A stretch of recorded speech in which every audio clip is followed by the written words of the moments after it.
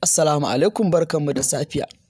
Ga bidiyo yanda za ku ɗauko C wallet ɗinku domin ku tura wa wanda zai turo muku da gas fee na C.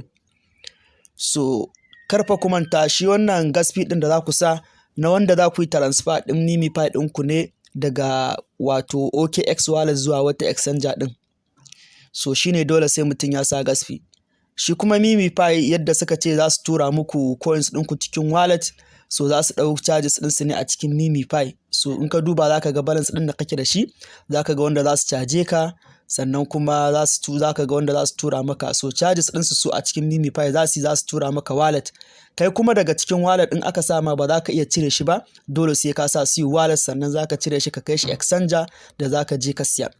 So da fari idan ka shigo cikin wallet ɗinka kamar haka, ka tabbata ka shigo cikin OKX wallet ɗinka ba exchanger ba nan gurin. So kun gani akan wallet nake. So sannan kuma ka tabbata wato kana kan wallet ɗinka da kai connecting ta MemePie wallet ɗinka, kun ganta nan, ka tabbata ta kan MemePie ɗin ce.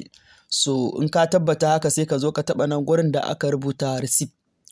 So da ka taɓa wajen nan da aka rubuta receipt ka ɗan jira shi, za ka ga ya kawo ka nan gurin haka.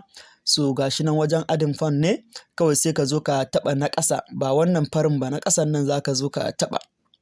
So in ka taɓa na ƙasan nan za ka ga sun rubuta maka select crypto, za ka ga su nan da yawa. So sai ka nemo CU a nan gurin. So idan kana ga zai baka wahala, kawai za ka iya tafiya wajen searching, ga shi nan a sama inda ake searching sai ka zo nan gurin, sai ka shiga sai ka rubuta shi wannan CU ɗin. So idan ka rubuta SUI za ka ga shi ne zai fito a farko. So ga shi nan CU ya fito, kawai sai ka zo ka taɓa shi kamar haka.